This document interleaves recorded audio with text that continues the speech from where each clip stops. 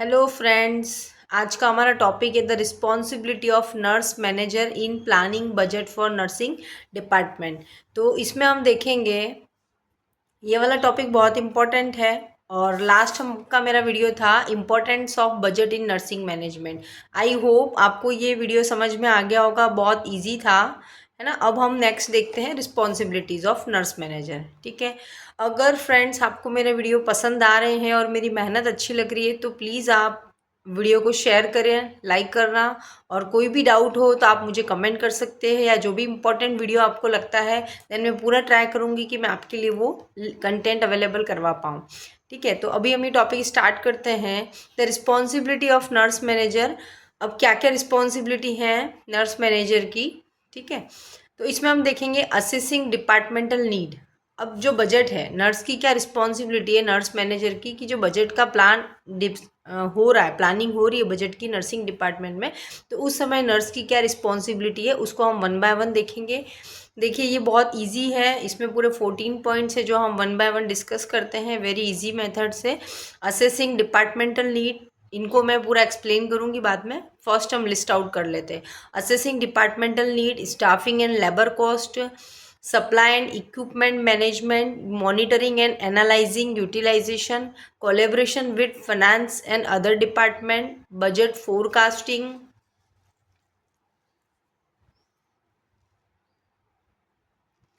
ठीक है, देन उसके बाद नेक्स्ट है managing operational cost, variance analysis and reporting, incorporating quality improvement, risk management and contingency planning, compliance with legal and regulatory requirements, prioritise patient care, communicate with staff and forecast future read. ये तो बहुत सारा लग रहा है, इसे कैसे याद करेंगे, तो बिल्कुल टफ नहीं है। ठीक है, बहुत इजी है। ये नाम सुन के आपको ऐसा लग रहा है, जब मैं इसके अंदर एक्सप्लेन करूंगी तो बहुत ही सिंपल वर्ड में हम देखेंगे कि किसके अंदर क्या है, कौन से रोल में क्या है। ठीक है, तो हमारा फर्स्ट होता है असेसिंग डिपार्टमेंटल नीड। ठीक है, अब नर्स मैनेजर का क्या काम है कि जब बजट प्लान हो रहा है तो वो डिपार्टमेंट की नीड को ध्यान रखेगी। असेसिंग डिपार्टमेंटल नीड में है the nurse manager must evaluate the departments requirement like staffing, equipment and supplies. ठीक है, अब वो डिपार्टमेंट की क्या कितना स्टाफ की ज़रूरत है, इक्विपमेंट क्या रिक्वायर्ड है, सप्लाईज क्या क्या ज़रूरत है, to determine the necessary resources की क्या बहुत ज़्यादा इसेंशियल चीज़ है जिसकी ज़रूरत है, तो वो हम बजट में नर्स ऐड करेंगी। Then next is staffing and labour cost. ठीक है, this involve managing the number of staff member and their associate labour cost include salaries, benefits and overtime. अब स्टाफिंग एंड लेबर कॉस्ट, इतना staff रखना पड़ेगा, उनका इतने work इतने hours काम करते हैं और कितना है उसके बेस पे उनकी सैलरी डिसाइड होगी। ठीक है, उसके बाद कितना टाइम है ओवर टाइम करने की ज़रूरत है अगर स्टाफ कम है, तो ये सारा जो कॉस्टिंग होगा, ठीक है, वो भी कौन करता है, नर्स मैनेजर की रिस्पॉन्सिबिलिटी क्या होता है, staffing and the labour cost. Then उसके बाद नेक्स्ट है सप्लाई एंड इक्विपमेंट मैनेजमेंट। ये भी नर्स मैनेजर है जो कि क्या कर रही है, बजट के टाइम पे ध्यान रख रही है कि the nurse manager is responsible for procuring and managing the medical supplies and equipment.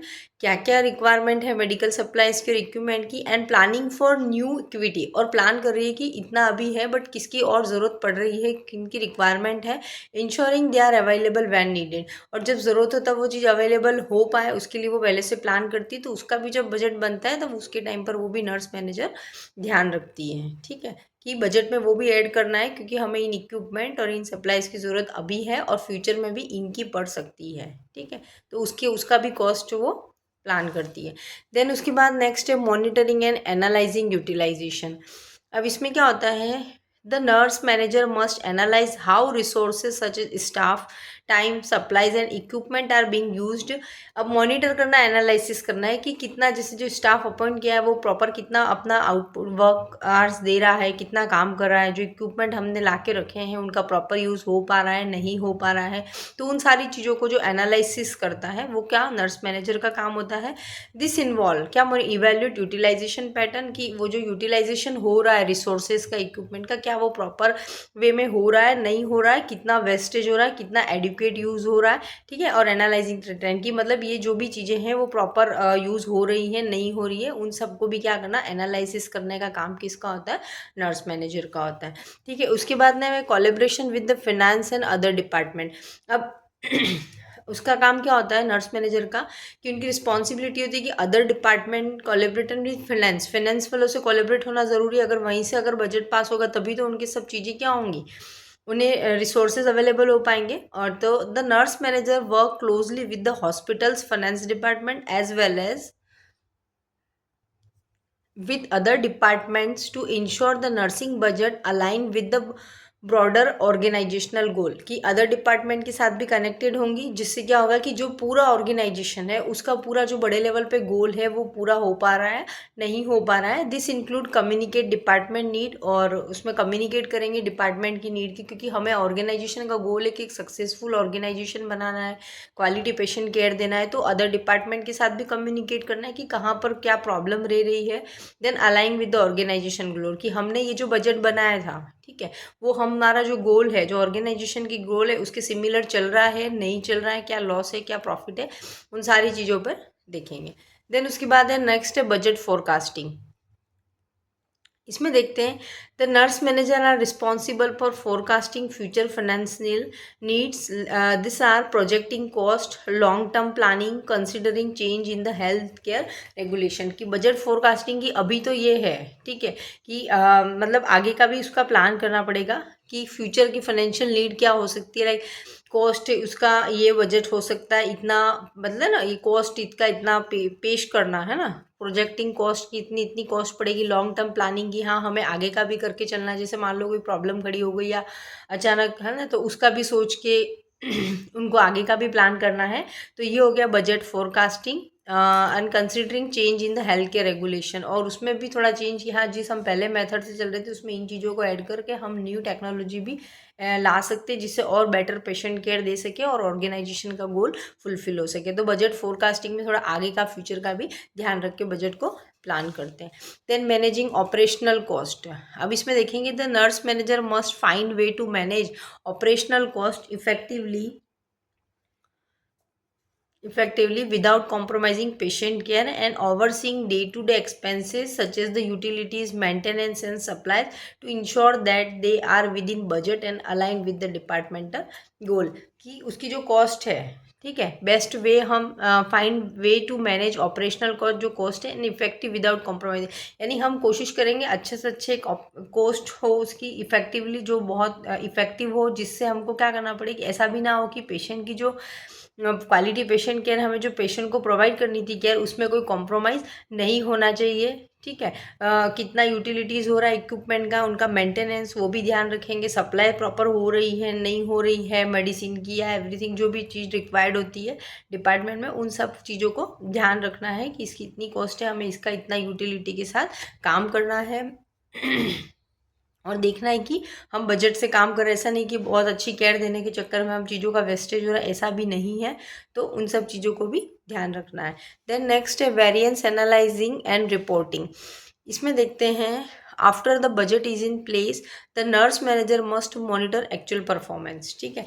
अब एनालाइज करना है कि रिपोर्टिंग करना है, जैसे मान लो जो बजट प्लान था कि इस डिपार्टमेंट के लिए, इस एरिया के लिए, इस वार्ड के लिए इतना कॉस्ट है, ठीक है, तो उसको मॉनिटर करेंगे कि हमने ये जो प्लान किया था क्या इसके अकॉर्डिंग चल रहा है या नहीं चल रहा है, उसको इवेल्यूएट करेंगे, एनालिसिस करेंगे कि जो हमने प्लान किया था उसके अकॉर्डिंग है या नहीं है। अगर वहाँ कुछ गड़बड़ है तो फिर क्या होगा, लीडर को इन्फॉर्म करेंगे, जैसे अगेंस्ट द बजट, जैसे जो बजट प्लान किया था अगर उसके अकॉर्डिंग नहीं चल रहा है, उसके अगेंस्ट है, then this include analysing variance की जो भी चेंजेस हैं, ठीक है, वो प्रॉपर क्या चेंजेस हुए हैं उसको एनालिसिस करेंगे, टेकिंग करेक्टिव एक्शन की वो जो चेंजेस आए क्यों आए उसके लिए हम एक्शन लेंगे, and reporting to the leadership कि हाँ जो इम्प्लॉयज़ है या वो प्रॉपर काम नहीं कर रहे, चीज़ों को वेस्टेज करें, हमारे बजट के अकॉर्डिंग नहीं चल रहे हैं, तो उस चीज़ को क्या करना पड़ेगा, लीडर को रिपोर्ट करना पड़ेगा, ठीक है। तो ये हो गया। देन उसके बाद है इनकॉर्पोरेटिंग क्वालिटी इंप्रूवमेंट इनिशिएटिव। अब इनकॉर्पोरेटिंग क्वालिटी इंप्रूवमेंट इनिशिएटिव में देखते हैं the nurse manager must balance Financial constraints with the quality improvement goal. This include the budgeting for training and education and quality program. अब quality improvement में क्या होगा कि हर चीज़ का क्वालिटी, अब जो स्टाफ नर्स है जो केयर दे रही है उसकी भी क्वालिटी इंप्रूव होनी चाहिए, तो उसके लिए क्या होगा, उनको प्रॉपर ट्रेनिंग और एजुकेशन दिए जाएंगे, कुछ क्वालिटी प्रोग्राम कंडक्ट किए जाएंगे जिससे उनका और भी नॉलेज इन्हांस होगा, तो वो केयर भी अच्छे से दे पाएंगे। देन इक्विपमेंट सप्लाईज का भी प्रॉपर वे में यूज़ कर पाएंगे, ताकि जिससे क्या होगा कि जो हमने बजट प्लान किया है वो प्रॉपर चल सके और एक पेशेंट को एक प्रॉपर अच्छे से केयर भी मिल सके। ठीक है, तो उससे क्या होगा, क्वालिटी इम्प्रूवमेंट करेंगे। देन उसके बाद नेक्स्ट है risk management and contingency planning. इसमें क्या करेंगे, risk management and contingency planning, identify potential risk, क्या रिस्क हो सकती है उसको आइडेंटिफाई करेंगे and develop strategy to mitigate them, then ensuring that the department is prepared for unexpected event. की वही बजट प्लान में एक हिस्सा वो भी रखना है कि कोई भी अचानक इमरजेंसी आ गई, जैसे हमने लास्ट वीडियो में देखा, जैसे पैंडेमिक हो गया, डिजास्टर हो गया, तो उस टाइम पे एक एक्सपीरियंस स्टाफ हो गया, इक्विपमेंट प्रॉपर है नहीं, बेड है नहीं, उन सारी चीज़ों का भी एक्स्ट्रा प्लान करके रखना है कि फ्यूचर में कुछ भी हो सकता है, उसके हिसाब से भी थोड़ा बजट अलग से निकाल के रखना है। Then compliance with the legal and regulatory requirements. अब इसमें क्या होगा, लीगल एंड रेगुलेटरी रिक्वायरमेंट्स में हम देखेंगे, nurse manager must ensure that the budget adherence to legal regulatory and accreditation standard. कि जो भी गवर्नमेंट एक्रीडिशन बॉडीज़ है उन्होंने जो स्टैंडर्ड बना रखे हैं उनको भी ध्यान में रखते हुए बजट को प्लान करना है। बजट उनके बेस पे प्लान करेंगे कि क्या स्टैंडर्ड है, क्या रेगुलेटरीज हैं। It include the allocating funds for compliance initiative and ensuring that the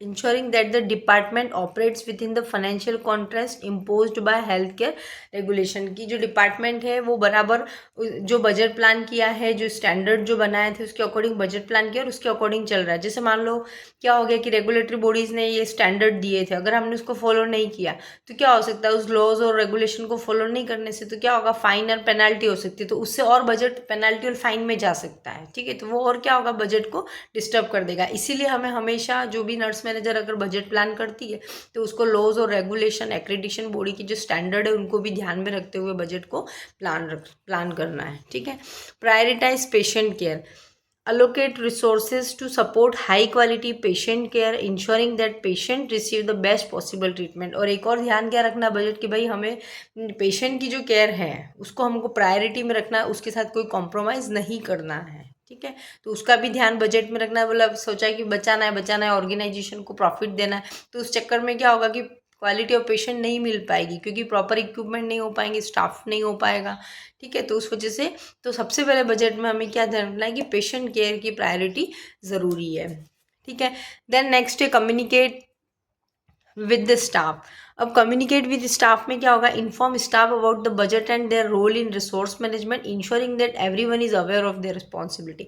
अब बजट नर्सेज को जो भी बजट प्लान वाली जो मैनेजर है उनका क्या होना चाहिए कि अदर स्टाफ के साथ कम्युनिकेट करे कि हाँ आपको इन बातों का ध्यान रखना, इस चीज़ के लिए इतना ही बजट अलोकेट किया गया, तो आप जो भी यूटिलिटी करते हैं, जो भी यूज़ करते हैं उसको ध्यान से करें, ज़्यादा वेस्टेज ना हो, आपको इस पर ध्यान रखना है। तो उसमें क्या होता है कि everyone is aware of their responsibility, कि सभी को, नर्स को, सबको बताना है कि आप इसके लिए रिस्पॉन्सिबल हैं।